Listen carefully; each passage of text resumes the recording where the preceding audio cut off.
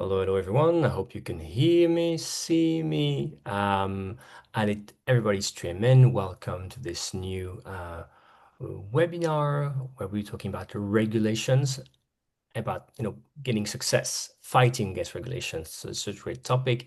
As usual, I give everybody a minute to stream in. Um, as you know, if you've ever been to one of those webinars, I have, I think, 6 slides max to share, and then we go into facts discussions with very great qualified speakers to be talking about how to win uh, um, the discussions or the legal fights around regulations. And I think I want to really, really, as you're streaming in again, welcome you and tell you a very interesting point that what you will see is that even if you don't have the time to be the most active, there's important things you can do with little time or little money. So you'll see not only how these speakers today will share what they did in detail to win, and that what you learn from that in your own area, but you'll see as well how you can get people involved, even if, for example, they think they can't do much or they think it's going to take a lot. They don't have to. Of course, you need some people who are ready to lead, and we have these leaders here. But I think I want really to emphasize this as people are streaming in. All right, some housekeeping on my side. So I'm Thibault. I'm the founder of Rental Scale-Up, also happen to be the head of marketing, product marketing at PriceLabs.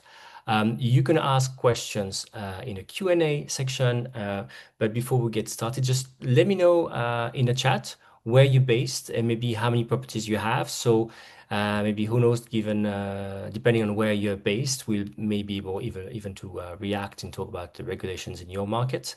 Maybe some of our speakers know. So feel free in the chat to introduce yourself, say hello, and tell us where you're based and maybe how many properties you have in the chat box. Meanwhile, there's already a listing chat. Toronto. Hey, George. Hello, Toronto and Canada. 5 properties. Feel free, everybody else, to introduce yourself. And meanwhile, I'm getting ready to share the slides.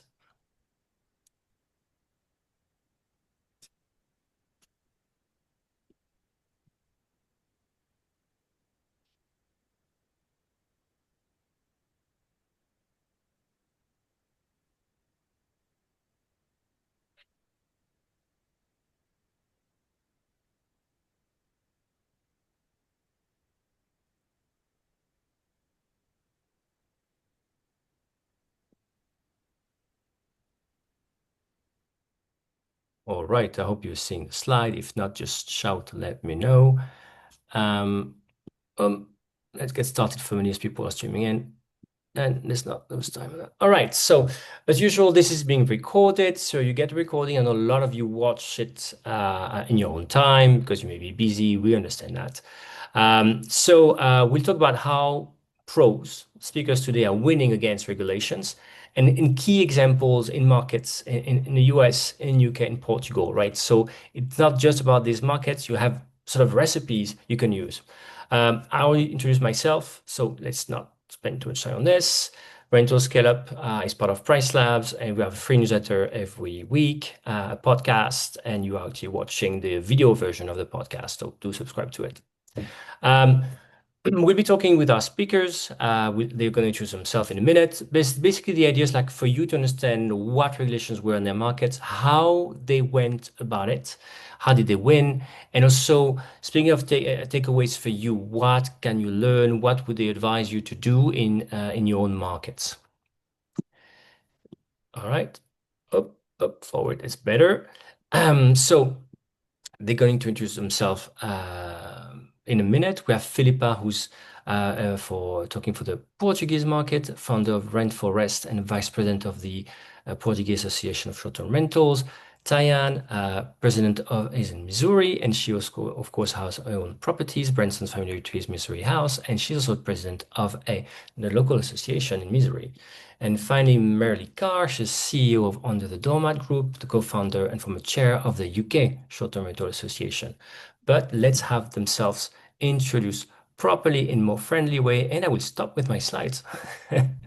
All right, as I said, let's go. I think the first one on the slides was with you, Filipa, if I'm not mistaken. Feel free to introduce yourself. Say hello. Hi, hello everyone. Thank you for being here, and thank you, Thibault, for the invitation. I'm Filipa, and I live in Lisbon, Portugal. I've been here all my life. I have a management company, and since 2019, I'm on the board of the Short-Term Rental Association, ALEP, here in Portugal. It's the national association. Perfect. Thank you, Filipa. Tyann, how about you? How are you? Hey everybody, thanks so much, Thibault. I am Tyann Marcink Hammond. I'm in Missouri, which is the middle of the United States. We're considered a flyover state, but our markets have half the population of the country within a day's drive. So a lot of folks coming to the area. I started in 2007, so almost 2 decades now ago, president of MOVHA, the Missouri Vacation Home Alliance. And then I have Branson Family Retreats, which is my large 3-4 generation family homes at Table Rock Lake in Branson. And then my historical homes in Missouri wine country, which you can ask me questions about Missouri wine country later. And that's where I bought a bank. And this bank is where you can legally launder in the Ozarks, if you guys are any familiar with the Ozarks show. So that's me. Thanks so much for having me. Thank you so much. We can tell what a storyteller you are, right? I heard wine, banks, money laundering. No wonder people will go to your website to see more. Merilee, hello, how are you? Hello, good afternoon. Calling in from London, obviously based here in the UK. Under the Doormat Group is global. We've got our 3 brands, which is Under the Doormat, our Vive brand, which is our property management company, Hosperia, which is our technology, and Trusted Stays, where we support the rest of the industry to access the GDS. I sat on the STA board for 7 years, and I work on policy still here in the UK as part of the association, but also in a more informal alliance with some of the major OTAs in the Middle East in terms of opening up markets there. Fantastic. Thank you again to every bunch of you, sorry, Filipa, Tyann, and Merilee, for taking the time today. As I said, it's sometimes seen as a tough topic, and I know I'm going to share something if you quickly go to the Rentals Club website for that.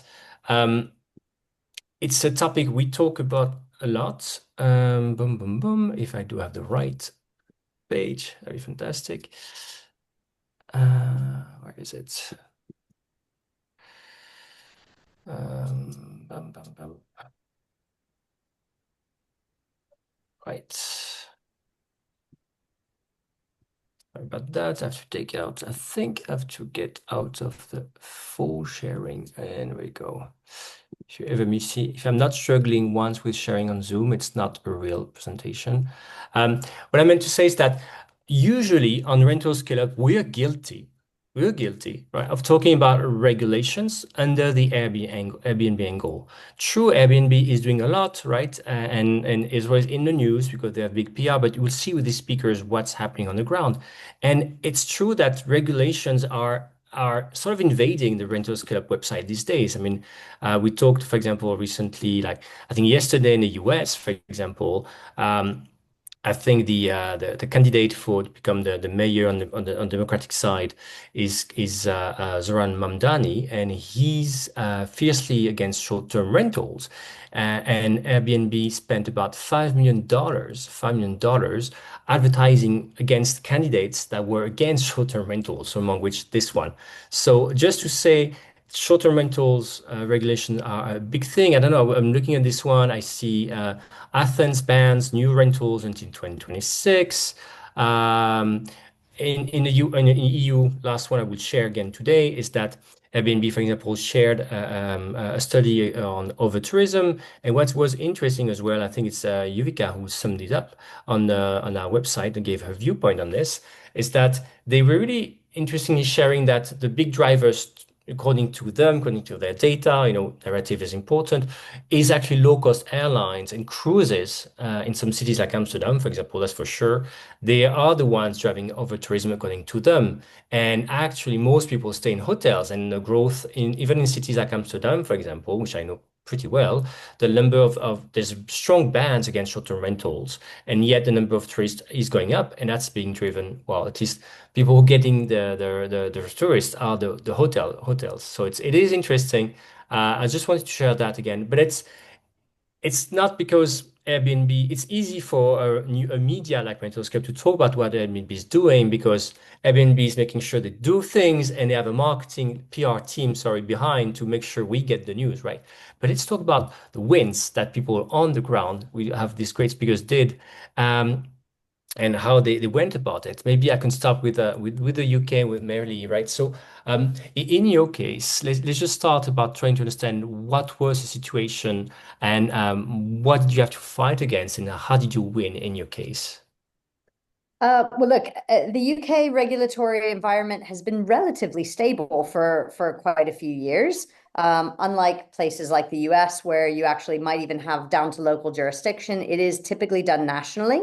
We'll leave Scotland aside for a second, where there has been a change of regulations there, which is not very pretty. But in England in particular, the regulations have been stable, the 90-day rule in London, and broadly health and safety rules and other rules which are in place elsewhere. And, we are looking at registration, and that's something which we know is upcoming, and as an industry we support. But, there are other things to think about in a regulatory environment, particularly in terms of our perception as an industry. So I love to tell the story of how we work together as an industry back during COVID and how that actually helps us commercially as an industry, because regulations are great to talk about, and I think sometimes people can get exhausted talking about policy and regulations. At the end of the day, I always think that it's about understanding what impact does this have for the industry and what opportunities are we creating for the companies and the hosts and everyone who operates within our industry. And so what was exciting thinking back to COVID was that the industry shut. We had no business. And we were looking at the hotel industry, who were getting revenues from government, placing NHS workers there, et cetera. And we did the right thing, which was offering free stays for NHS workers. And that very quickly turned into an opportunity because it was the best PR we've ever had as an industry in the UK. And with that positive PR, we were able to have a different conversation with government to say, wait, hold on a second. Why are you not also contracting with us as an industry? Why is it only hotels? And they said, well, because you have no standards. And we said, well, we do. We actually have accreditation, and we have professional companies in our sector. It isn't just individual hosts only. And they said, fine, but then also it needs to be under a single umbrella. We need to find it easy to contract with you. And so we ended up as an industry contracting to be able to sell into government. And that actually created another commercial opportunity, which was, I would say, a walled garden that previously existed, which was the global distribution system. That's not a UK specific thing, that's globally. Amadeus and all the other global distribution systems run on different rails, and short-term rentals were never a part of that. Hotels had exclusive domination of that particular part of the industry, which includes corporates, which includes government, and also includes a lot of travel agencies. And again, they have to have consistent standards, and they have to have that duty of care as a B2B platform. But for the very first time, because we won that government contract as an industry, we then also were able to do a global deal with Amadeus. And that's when Trusted Stays was born. So any property management company around the world can now access the GDS, access corporate and government bookings and travel agency bookings through that platform in a way that was never possible before. And what I love about that is the government in the end actually helped us. They even gave us grants to help build this commercial opportunity because they saw this as an opportunity for the UK to play a leading role globally. Now, of course, once you get government workers staying in short-term rentals, then they experience our industry. They understand that we have professional standards. They understand what we're all about. And that helps us significantly when you then start to have discussions about regulation. And of course, at the moment, governments are all trying to tighten their belts because, they have their own cost pressures. And so being able to offer solutions which are cost effective, particularly for longer stays when, government departments are moving and needing people to be in different places. All of this, again, just creates opportunity that we are part of the solution rather than a sector that needs to be regulated. So I think that for me is an example of a challenge and how we've gone about it, even before or in parallel to the fact that we knew other regulations would be coming down the track. So I hope that's a helpful example, which is maybe a little different than the big fights that we all have to have when it comes to specific regulations. I think it's a fantastic example, right? Like obviously there was, a need, right? We're talking about COVID times, and there's, the entrepreneur being here in the room and saying, what, it's actually something for our industry, right? That could, get us more bookings in a way, but to your point, it's also get them this government people to just try us, experience what we provide, and maybe indeed once you know better what we offer, to your points, you may be a bit more open to hearing our narratives, right? We're just not bad people. That's really so. That's what you felt as well. You do think that helped maybe be people more open to our narratives in general. This is how you felt, Merilee? Yeah, I mean, look, I think what is often our challenge as an industry is that the PR about us isn't great. I mean, I think there's 100 examples where there's an Airbnb disaster, there's this problem, or we're causing over tourism. So there's tons of narratives against us, and we need every positive narrative we can out there about where we are creating opportunities, creating jobs, supporting local businesses. I mean, all the narratives we know about, we need to get them out there. But we also need to be able to better use news cycles and take specific things where we can show that we're helping solve problems. I think, for me, the other area which is exciting is when we think about how we're helping tourism growth. Because, of course, there are cities where tourism is a challenge because the numbers of tourists are growing and communities see that as unsustainable. But there are other parts of the world, like the Middle East, where tourism growth targets are through the roof. And for them to hit their targets, they cannot do it without our industry. And so that creates opportunities for us to be opening up new markets and using technology, using professional standards, and all the things that we've developed globally to actually support those governments and support those markets in terms of growing our industry. Thanks, Merilee. I want to go now to the US, to you, Tyann.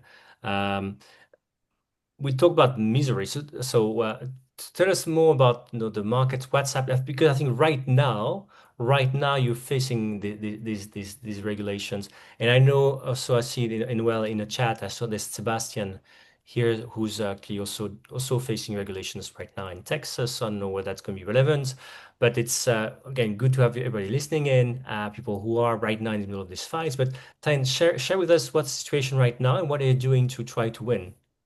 Yeah, so in Missouri, where the specific issue that our alliance is focusing on is the property tax classification issue. And almost, gosh, about a decade ago, some assessors decided that they would interpret our tax codes to the fact that, oh, short-term rentals, vacation home rentals should be classified as commercial. And in essence, this doubles, triples, some people quadruples the amount of tax that you're paying. And when these are second homes, or maybe you've got just a couple to, finance your retirement later, like my parents, it completely wipes out any type of profitability, cash flow, because you also, as we know, need money to actually sustain the property and put back into the property.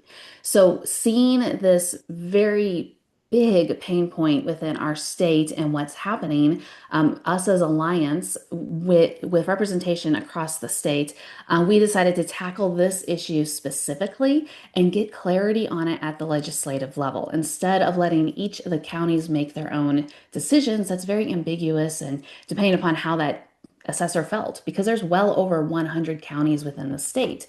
And part of the Missouri Constitution is that folks have to be, every subclass has to be treated the same. So what we're seeing happening is very much unfair being spread across. So therefore, it's against the constitutionality of our state. Every state in the U.S. has its own constitution, and in the United States, we have our own constitution. So on the United States side, the federal side, we also have the protection of being able to actually make money off of our properties. So when we go into this fight, it's at local level with the assessors and the Board of Equalization and giving people the documentation, giving them the information to talk on the legal side is, okay, what are you doing to follow what it legally says? Or what is it that they're doing that is against the legality of what our Constitution is?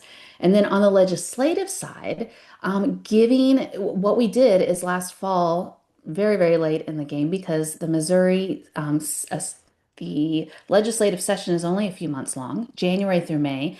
So we got into it really late, deciding we have got to make a change or we're going to lose the short-term rentals, vacation home rentals, and this will affect tourism in Missouri. And the state and each local economy is trying to grow it. But this is a root issue that is not letting the growth happen. So we put forward a bill, the stars aligned. Our bill has bipartisan support across the House. We majorly won in the House of Representatives. Next, it had to go to the Senate. We had excellent support in the Senate, unanimously passing the hearing. It got down to literally the last days of the Senate legislative session, and it was about to go to the floor to be debated and voted on, and then which after that it goes to the governor's desk to be signed. And political drama happened, and the session ended 2 days early.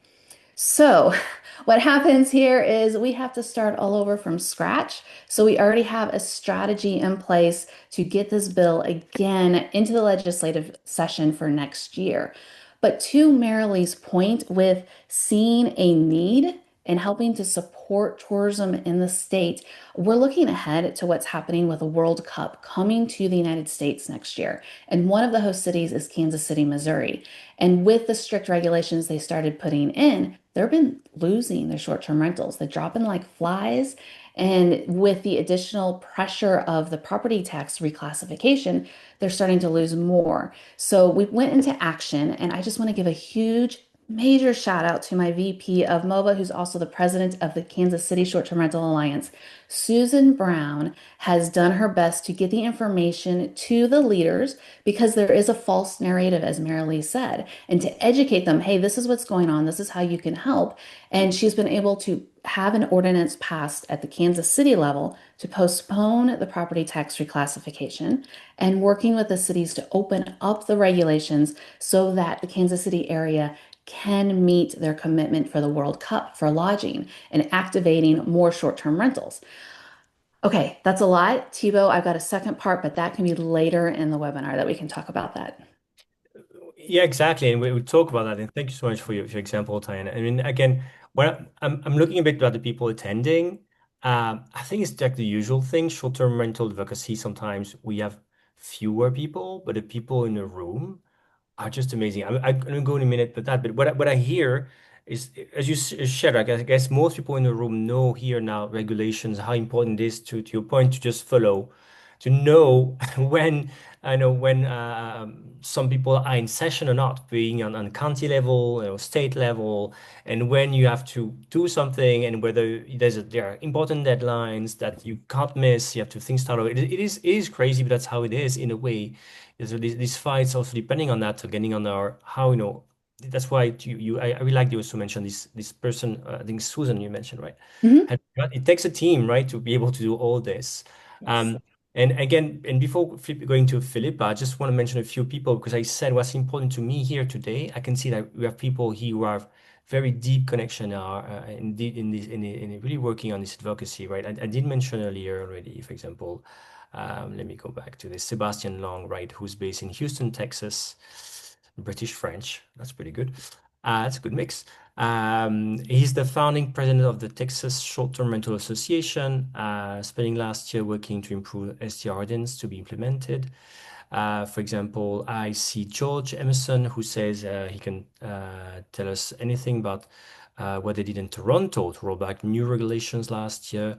Let me go down the list so I can find. I can see there's Orion Rogers, one of the founders of the British Columbia Short-Term Rental Association. And I was mentioning earlier on, I don't know if you saw quickly on the Rental-Scope website what's happening there, right? The government through sweeping regulations essentially wipes out short-term rentals. I think they have to delist from Vrbo and Airbnb, if I'm not mistaken. And he or she says, sorry, ready to connect with anybody. So I think if it's okay with that, by the way, and I'm talking here to the team, Yuvika and Sting organizing behind the scenes as usual. If anybody wants to drop their email, what we can do as well in a follow-up to this, we're recording this. We can also help you everybody connect and maybe drop your either email or LinkedIn profile if you want to, and we'll make sure to share it in an email to everybody else so that if you need to connect and have this, I really make sure we also bring in that value that we're not just speaking, but connecting you if it's useful, right? And I want to mention as well, almost done. Oh, sorry. I see some chat. Miguel Martins, director of the South African Short-Term Rental Association, currently submitting proposals to the government as they draft a national regulation policy. Fantastic. And George is at torontohost.ca. Thank you so much. All right. Again, just want to mention again.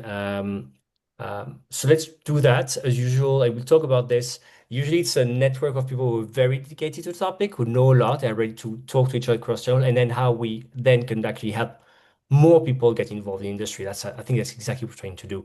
And I think somebody who did really, really well, talking about the power of association, is the country that did really well, sorry, national level, is Portugal. Let's turn to Filipa now and talk about ALEP, for example, and what your whole association team to overturn pretty drastic regulations. Let's hear about it, Filipa. So we were a reference on short-term rental regulations until 2023. We had the registration.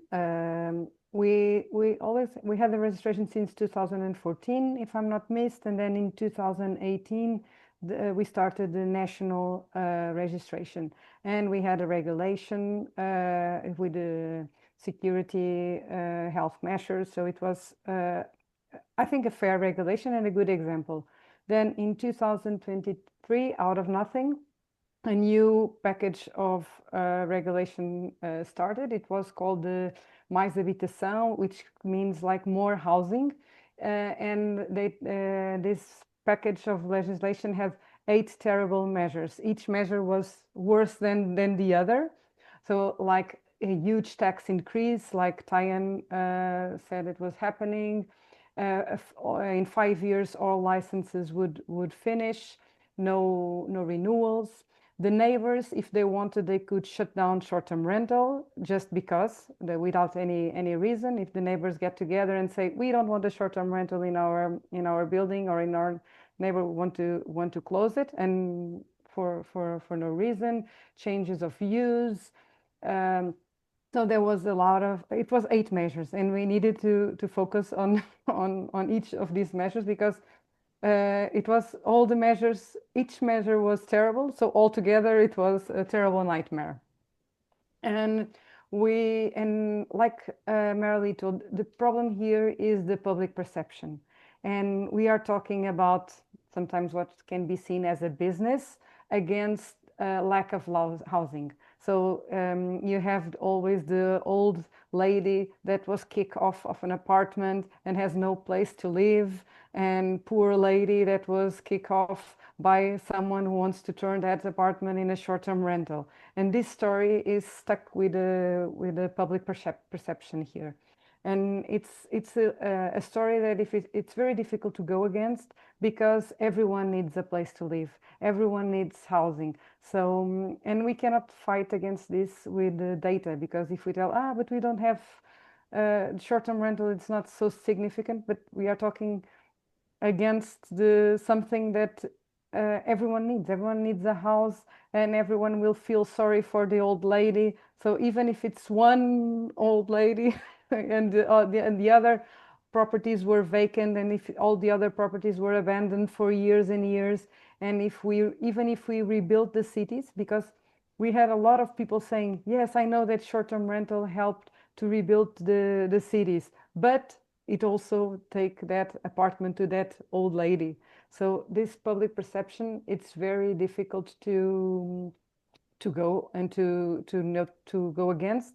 So we try to neutralize the perception, and that's how we try to unite everyone, unite the hosts, the property managers, the OTAs, and unite everyone in a common narrative, and focusing on the people. And that's how we try to fight this bad regulation in 2023. And Filipa, in this case, how did you showcase people instead of data? I mean, data is important, and not just because I'm at PriceLabs, but no, indeed, right?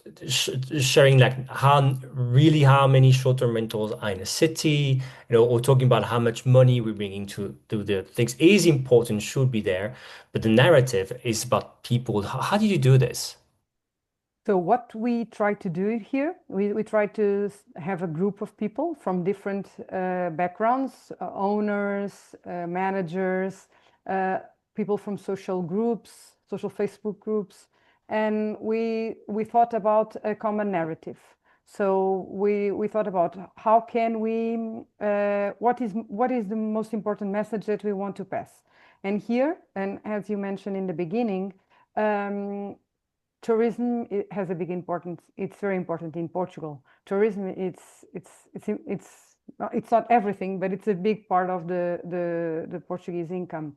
So, and we are 40% of the night stays. So that in that case, studies were important because they had the numbers.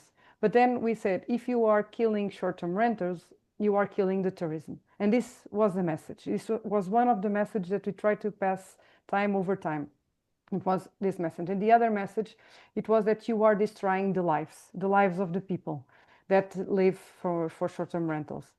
And then we showcase those lives, the lives of the owners that need the income to pay the university of their grandchildren, the owners that were without any job and started to rent out their home to have a job, the workers from the short-term rental companies, the cleaners. So we try to showcase their message and their history. And we were focusing on the people. We try to, because it's easier to focus on the humanize the narrative on what people will lose with this regulation. For example, we written a book. We ask people to tell their story, the story about their home, the home that they use for short-term rentals. It could be the beach home, the second home, the family home that they had for years and that needed to renovate the home, or it was from the family and want to keep the home in the family, but they need an income. It could be that apartment that was completely abandoned in the center of the city, and they put their history. Why most of them they were the ones that rebuilt the houses, that meet the guests, that do all the work. So we write books for one book for the Algarve, one book for the north of Portugal, one book for Lisbon, and then with all these stories, we offer the books to the city mayors so they can have a printed copy of the book. We made some very nice printed copies of the book. And we also send a digital copy to the members of the parliament, so they could also read the stories and see a different narrative that was not the narrative that was always on the news. So this is one thing that we try to do. And then each time there was a discussion about short-term rental, we were there. And we asked the media to interview people, and there were there always people willing to tell their story. So we had people telling, I do short-term rentals, this is my life. I started because I wanted to have more time with the family, and then telling the story. I started this because I needed an extra income, all different kinds of stories. Our industry is made of different stories. So it's not easy because not everyone is willing to share their story, but it's something that can be done. So you use the media to amplify this story. I really like this, right? Finding real stories, but of which is number one and number two, as you said, finding the media distribution or ways to reach that to make sure the stories reach the people you were targeting. And I really like the point you also had, not just the books being printed when needed, also, but making sure the media were meeting the people behind the stories. Like these people do exist and they can tell us stories. That's very, very, very interesting examples. Um, Merilee, you said you had another story you wanted to share as well on your side. Well, yeah, so I think I alluded to it a little bit earlier, which is that in the Middle East we're seeing that regulations are actually opening. I mean, not fully opening because they're going from fully closed to licensed, but that is, of course, a step in the right direction.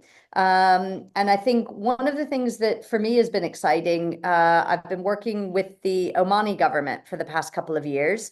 And they're looking at how they can use technology. And we're taking Hosperia PMS technology as an example and helping them to understand how they can get data and understanding of what's going on within segments of the market that actually help them to get comfortable with deregulation.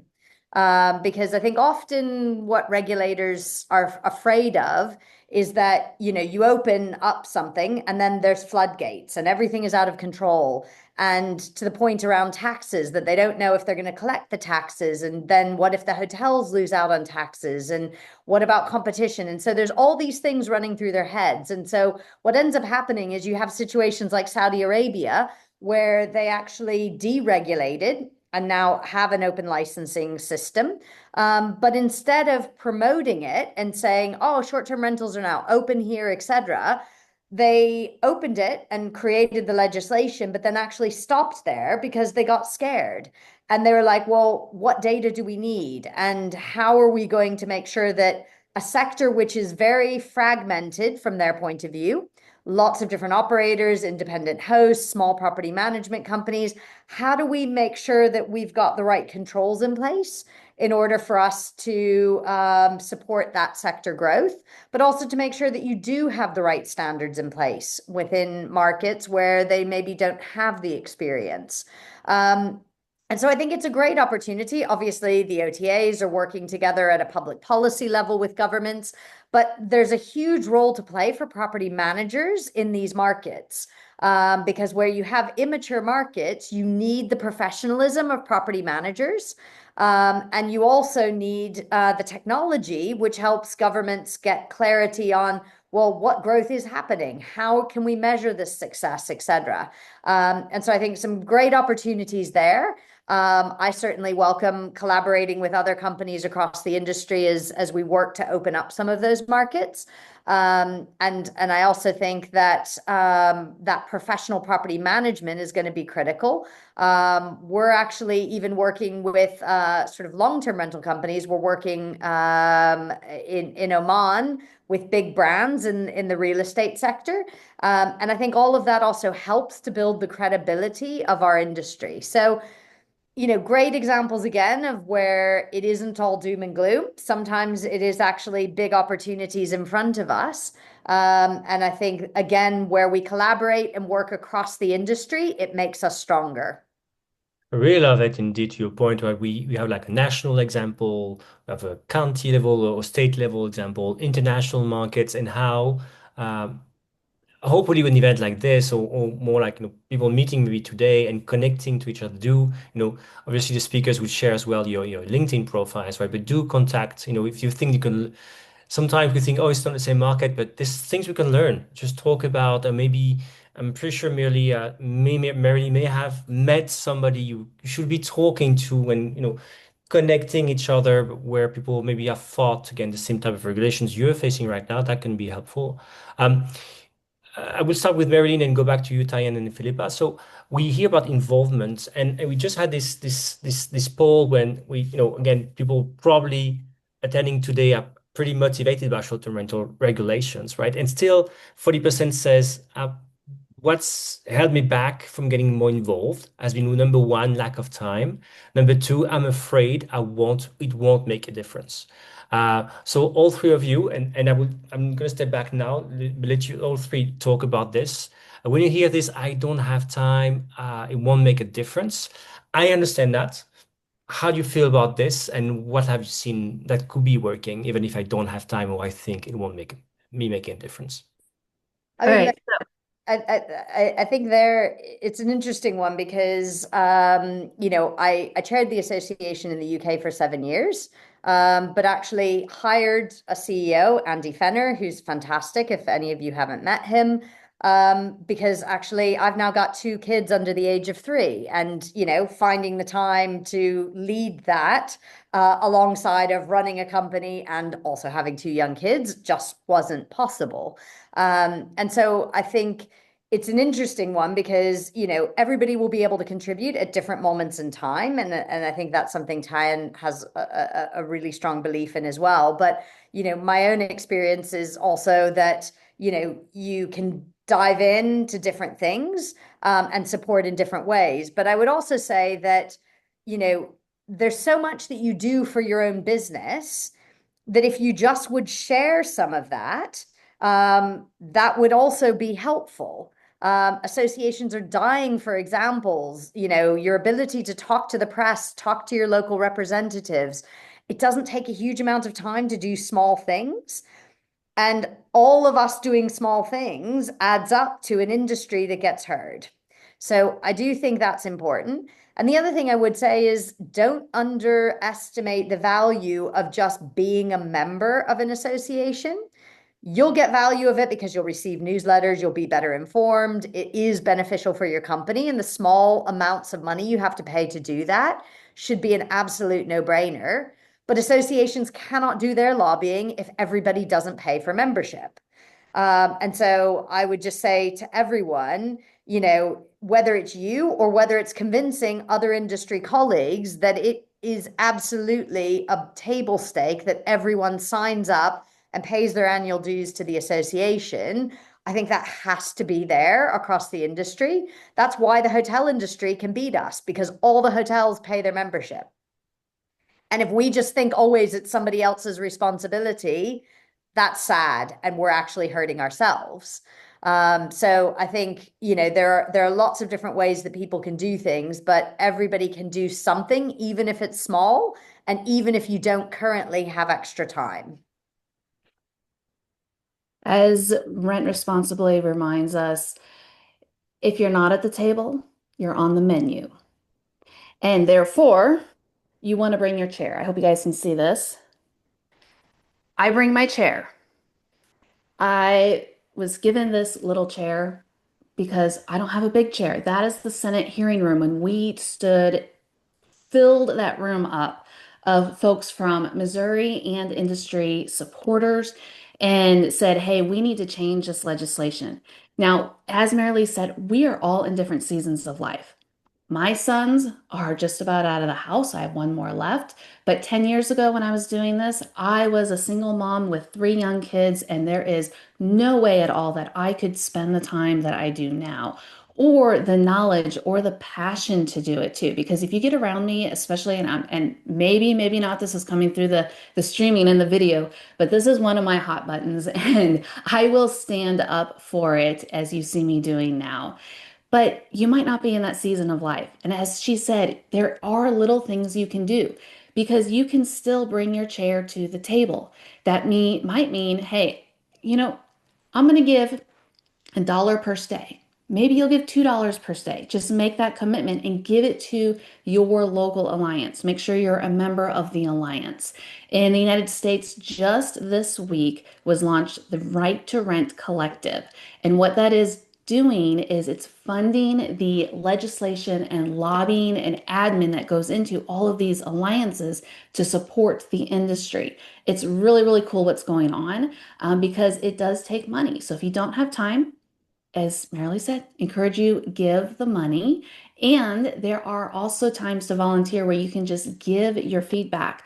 Maybe you have the knowledge of things, but you don't have the time to, or the administrative time to do stuff because it takes so much admin time. You can still give your knowledge to your alliance. Or maybe you're someone who's really good at being organized and you know how to support those people who are visionaries and big ideas. And you can say, hey, I can commit just a couple hours a month to help write the emails and get those out. That is so important. There's so many little things you can do to be involved, and it's an ebb and flow. Sometimes you can do more, sometimes you can do less. But the point is to stay in communication and talk to your folks and create that support.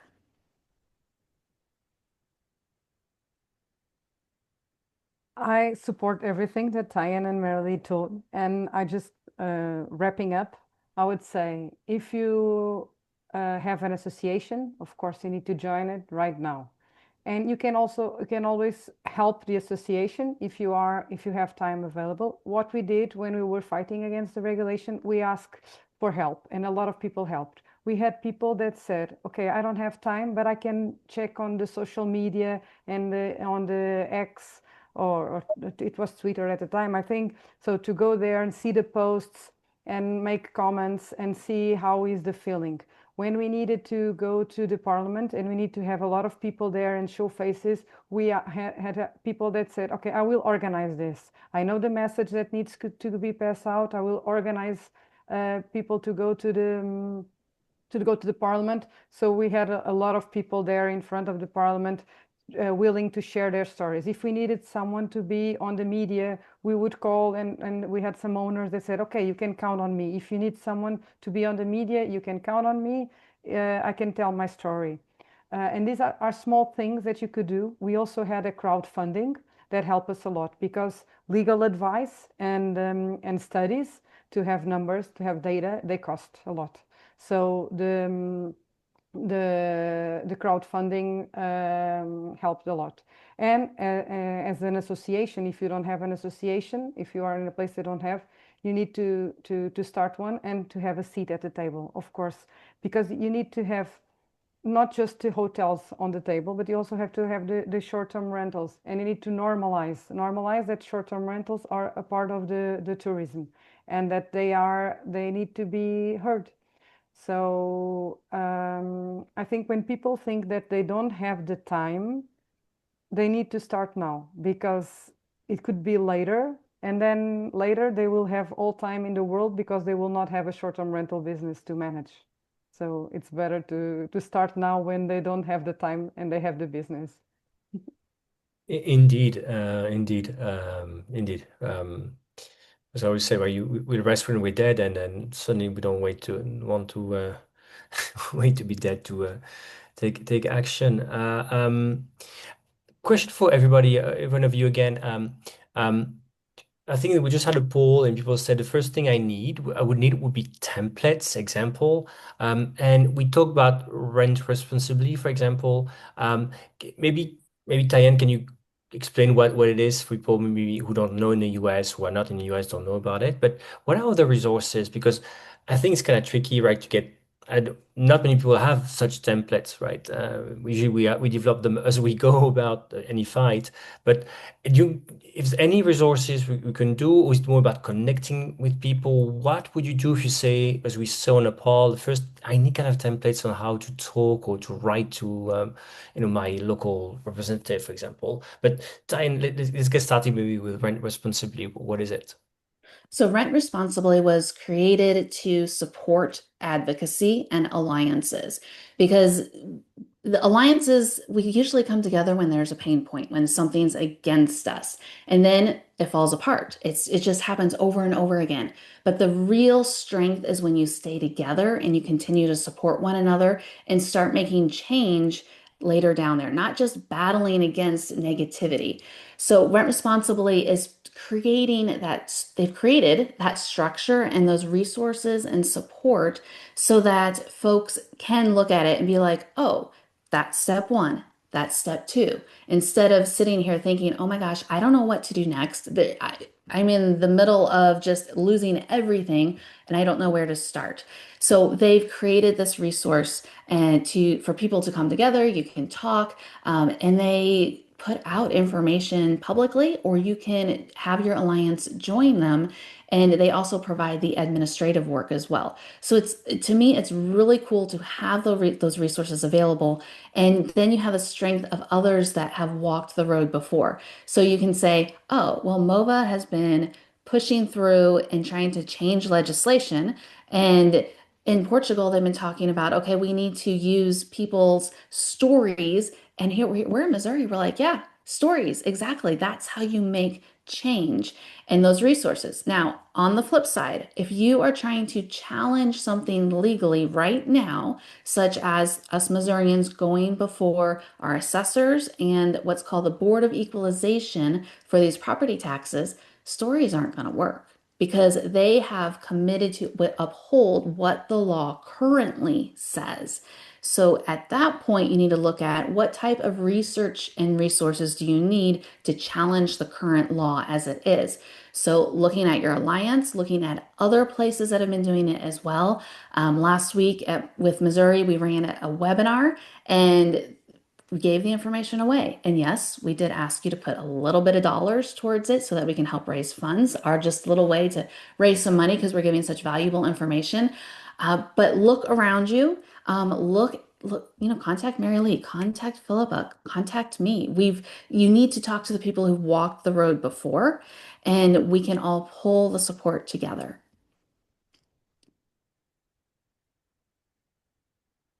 All right. Any other resources to point out to people? I guess there's still, I guess if I'm I don't know, in the UK, for example, I could contact the National Short-Term Rental Association. Just saying, I'm just trying to think right again because I'm reading people say, "Oh, I don't know what to do, where to start. What could be a first action?" I mean, I People, think in Europe, I mean, there's the Short-Term Accommodation Association in the UK. So absolutely reach out. Andy and the team are amazing, and join. Get involved. Come to things like the Short Stay Summit, which is the European conference where you just have a chance to meet everyone else and meet the associations and learn from everyone. But then also I would say across Europe, there is also the European Holiday Homes Association, which is a kind of umbrella across all the national associations. So particularly if you work across different markets or things like that, that's another organization that you want to have visibility to. So I think there's so many amazing people internationally. Every country pretty much now has an association that you can get involved with. And I think what's also great is the amount of sharing that happens across associations and across geographies. And I think this is just a perfect example of how that happens. So there's a lot of support out there. There's a lot of passionate people. And it is about making those connections. Don't feel like you have to reinvent the wheel. Someone's already done this before. So make sure you reach out to people who are happy to help and just let you copy, because we can all feel proud if what you've done and what succeeded somewhere actually helps someone else avoid the same challenges. thanks I for will just add, Thibault, because we are talking about what we should do when we have the regulation. But I think people should think about this before the regulation comes, because sometimes we are only on the operational side of our business, the check-ins, the check-outs, the laundry, the cleanings, and we don't see the big picture. We don't see outside our properties, and we need to see, because this will get to everywhere. So if you don't have in this moment a problem with regulation, you will probably have on the next months, years to come. So it's important to anticipate regulation. It's much easier and much better to anticipate a bad regulation than to fight against the regulation. So if you start now creating or joining a short-term rental association, start now having a seat at the table before the bad regulation come from, it's much easier. So if I could go back some years, ALEP has 10 years, makes 10 years today, but I think if I could tell something to someone that in a place that doesn't have regulation, it's to start now, because you will have, and you will be much more prepared if you will anticipate this than if you have to fight against it. Yeah, speaking of being proactive and anticipation, we have, the World Cup coming to the US next year. And one of the things I look at with Missouri hosting one of a bunch of the matches, and they're saying 650,000 people coming. And it's like, you know what? I want the world to have the best experience ever. I want Kansas City area to be the safest, the most hospitable, and I want them to be proud of their short-term rentals and their vacation homes. So as MOVHA and the KCSTRA, we're actually planning a crash course training for all the new hosts that are planning to host just during those 3 months. And honestly, I'm going to take this moment to challenge the rest of my continent, the North America, because we've got Canada and Mexico also, besides the US, is hey, let's do a hosting challenge. And I'll bring in some data and we can see who does the best, who can get the best reviews, who can be the safest, who can be the most hospitable, who can do the most amazing hosting these folks who are coming from all over the world and making a positive impact on each of our local economies and our country. So that's my challenge. It's coming. There'll be more things coming out, but I do want to say, PriceLabs, thank you so much for being a huge sponsor of this, because we're going to make this happen. Oop, and thanks for mentioning PriceLabs. Sorry. Thanks so much for this message. And indeed, so World Cup, we're talking about soccer/football. It's coming up, and it will be again a good case for a good case coming for this. I was also just thinking quickly, because I was looking at the questions here to make sure we answered. Somebody's asking whether there's a French association, because we have French people in the room here, but they're all based in Texas for some reason. I'm not, but I can see two of you guys. So yes, there is one. Let me post a link to you. It's the SPLM. It's pres presided, I was looking for the word, sorry, by Marie Pistinier, another female entrepreneur, just to mention again here. She's fantastic. If you don't attend the events, she's really great. And there was an event she organized. She organized STR Awards in France 3 weeks ago. I was there, happy to be a jury. So let me just exactly, Arié. Oh, hello, Arié, you were there. I met you there as well. I'm just linking quickly to the SPLM as well, the website. Any parting thoughts on this? Anyone when I'm trying to get the link? Yeah. So I'm going to jump in. I saw the comment about city councils and how it's important to just show up, because sometimes they literally count who's in the room for or against an issue. And so what I want to do is challenge everyone to go to their city council. And I don't know about the other countries, but in the United States, with our localities, there's always a public comment part of the city council meeting.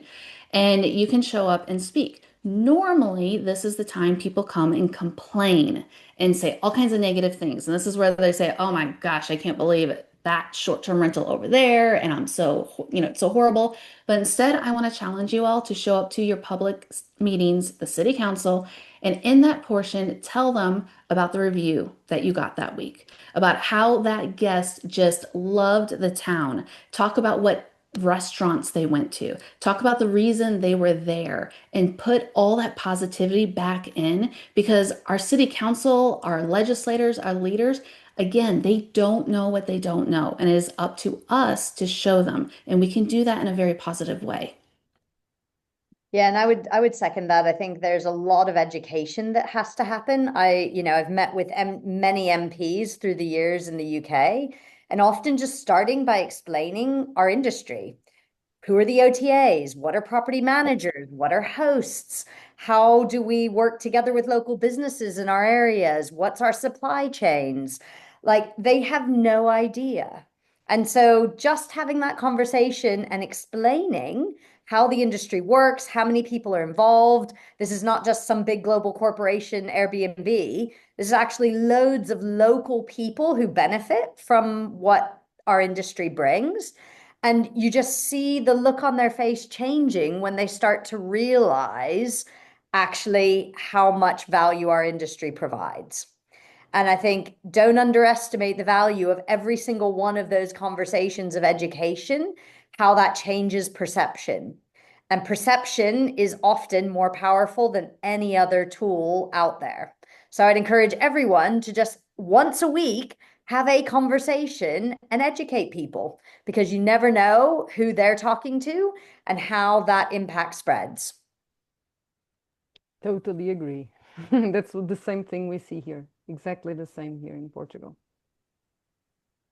All right, we are at time. Thank you so much, Merilee, Tyann, Filipa, for all your insights, actions, and energy as well when we talk about that, and people in the room as well. I think that from South Africa to Texas, France, I see a lot of people here doing things on the ground. And I know if you're not watching this live, you're interested in this, and you know how it is. Like we probably have in the room people who know a lot of other people in the industry. So make sure to share the news. When not share this recording, who knows? We also do a takeaway. This, as I said as well, we'll make sure to connect everyone. So if the speakers are okay, we'll share your LinkedIn profiles with people. Okay, just making sure. I don't want to talk on your behalf. So again, so that we make sure that people who want to connect can, because that's part of the work we talked about. I think it's don't reinvent the wheel. So very good things we talked about. We are at time. Thank you so much again to the speakers, for everybody to attending. I want to thank Snigdha and Yuvika, who are always key to organizing this event. You get an email with the recording, a takeaway article, the best bits on social media. And on this, I wish you a great day wherever you are, and special message to Robin for where I am. If I wave at you, I can see you on your own island. You will get the message. All right. See you, everybody, and have a great day wherever you are. Thank you again. Thank you. You.